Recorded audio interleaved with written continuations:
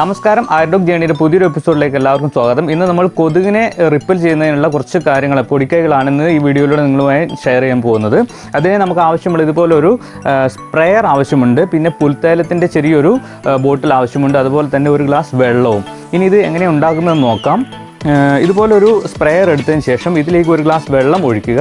അതിലേക്ക് ഒരു സ്പൂൺ പുൽത്തൈലം ഒഴിച്ചു കൊടുത്ത് നല്ലോണം മിക്സ് ചെയ്തതിന് ശേഷം നമുക്ക് നമ്മുടെ വീടിൻ്റെ എല്ലാ റൂമിലും കോർണറോടനുബന്ധിച്ച് നല്ലവണ്ണം സ്പ്രേ ചെയ്ത് കൊടുക്കാവുന്നതാണ്.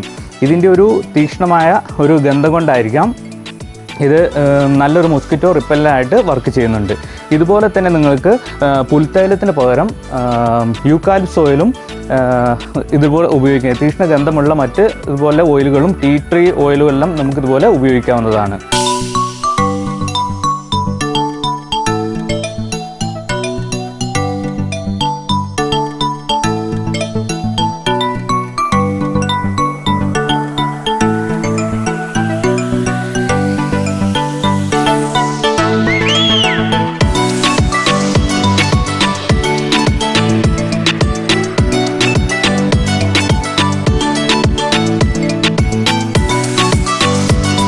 ഇതുപോലെ തന്നെ വെള്ളുള്ളിയും നമുക്കിതുപോലെ ഉപയോഗിക്കാം. വെള്ളുള്ളി ഉപയോഗിക്കുന്നത് എങ്ങനെയാണെന്ന് വെച്ച് കഴിഞ്ഞാൽ അത് ചെറിയ കഷ്ണങ്ങളാക്കുകയോ അല്ലെങ്കിൽ ചതക്കുകയോ ചെയ്തതിന് ശേഷം നല്ല തിളച്ച വെള്ളത്തിൽ, ഒരു ഗ്ലാസ് വെള്ളത്തിൽ ഇട്ട് കുറേ നേരം അടച്ചു വെക്കുക. അതിനുശേഷം അരിച്ചിട്ട് അത് ഇതുപോലൊരു സ്പ്രെയറിൽ എടുത്തതിന് ശേഷം ഇതേപോലെ തന്നെ നമുക്ക് വീടുകളിലെല്ലാം സ്പ്രേ ചെയ്ത് ഉപയോഗിക്കാവുന്നതാണ്. ഇതുപോലെ തീക്ഷ്ണ ഗന്ധമുള്ള എല്ലാ സംഭവങ്ങളും നമുക്ക് മോസ്കിറ്റോ റിപ്പല്ലൻ്റായിട്ട് ഉപയോഗിക്കാം.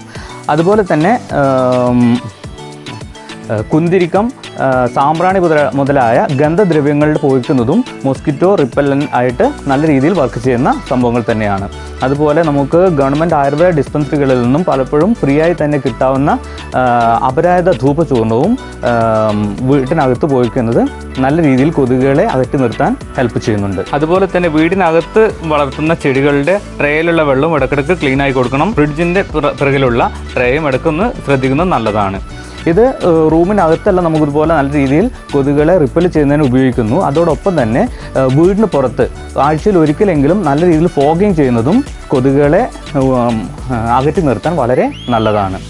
ഇനി ഇതുപോലെ തന്നെ നമുക്ക് വളരെ വിശേഷപ്പെട്ടതാണ് കൊതുകുകളെ അതിൻ്റെ സോഴ്സിൽ വെച്ച് തന്നെ നശിപ്പിക്കുന്നത്.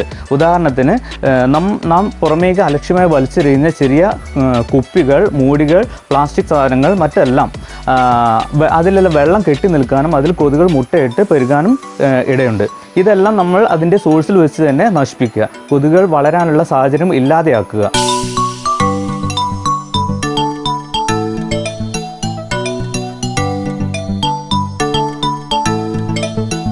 അതുപോലെ തന്നെ നമ്മുടെ വീട് ഒരു കവുങ്ങിൻ തോട്ടത്തിൻ്റെ അടുത്താണെന്നുണ്ടെങ്കിൽ അവിടെ പാളകൾ വീണ് അതിൽ വെള്ളം കെട്ടി നിന്ന് കൊതുകുകൾ വളരാനുള്ള സാഹചര്യങ്ങളുണ്ട്.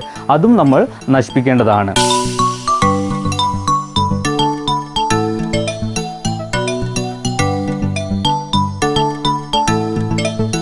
COVID-19 എന്നൊരു പാൻഡമിക് ഡിസീസ് ഇന്ന് നമ്മുടെ സമൂഹത്തെ വളരെയധികം ബുദ്ധിമുട്ടിപ്പിച്ചുകൊണ്ടിരിക്കുന്ന ഒരു സന്ദർഭത്തിലാണ് നമ്മളിപ്പോൾ കടന്നുപോയിക്കൊണ്ടിരിക്കുന്നത്. ഇതിൻ്റെ കൂടെ ഡെങ്കി പോലുള്ള ഒരു പുതിയ അസുഖം കൂടെ വരികയാണെങ്കിൽ അത് നമ്മുടെ ഹെൽത്ത് സിസ്റ്റത്തിന് താങ്ങാവുന്നതിലപ്പുറമായിരിക്കും. നമ്മുടെ ഹോസ്പിറ്റലുകൾക്കോ സമൂഹത്തിനോ താങ്ങാവുന്നതിലധികമായിരിക്കും അതിൻ്റെ പ്രത്യാഘാതങ്ങൾ. അതുകൊണ്ട് ഇത്തരം അസുഖങ്ങൾ വരാതെ സൂക്ഷിക്കുക ഓരോരുത്തരുടെയും കടമ തന്നെയാണ്. ഇതിനായി എല്ലാവരും തന്നെ കൊണ്ടാവുന്ന രീതിയിൽ പ്രവർത്തിക്കണമെന്ന് മാത്രം അഭ്യർത്ഥിക്കുന്നു. ആരോഗ്യകരമായൊരു നാളെ അല്ലെങ്കിൽ ഒരു സമൂഹത്തെ പ്രതീക്ഷിച്ചുകൊണ്ട് എല്ലാവർക്കും നല്ലത് വരട്ടെ എന്ന് മാത്രം ആശംസിച്ചുകൊണ്ട് നിർത്തുന്നു. നന്ദി.